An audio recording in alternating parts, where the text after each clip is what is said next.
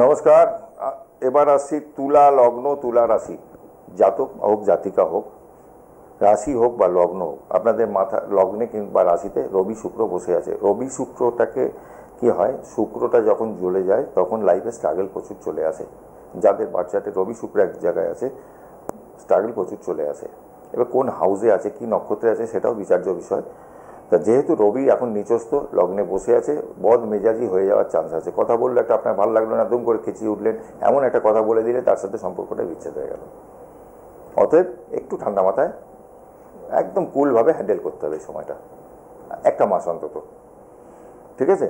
যেরকম রবি আপনাদের তুলায় আসছে 16 তারিখে, নভেম্বরের 16 তারিখ আসবে। ওই একটা মাস কিন্তু একটু মাথাটা ঠান্ডা রাখতে হবে। আচ্ছা, শুক্র তুলায় আছে, দ্বিতীয় তুলায় ঢুকবে হচ্ছে 2/11 তুলায় শুক্র।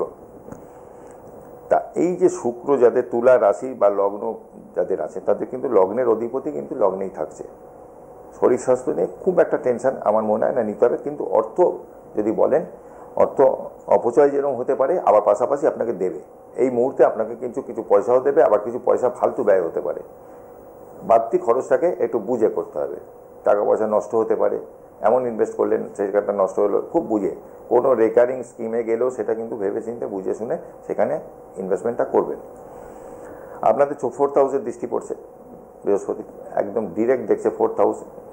নতুন গৃহ, নতুন যানবাহন এগুলো হবে, বা জমি কিনতে চাইছেন, দীর্ঘদিন আটকে আছে, কোনোভাবেই হচ্ছে না, ম্যাচিওর করে যাবে, হয়তো রেজিস্ট্রেশনটা কমপ্লিট হয়ে যাবে আগামী ডিসেম্বর মাসের মধ্যে। ভালো থাকবেন।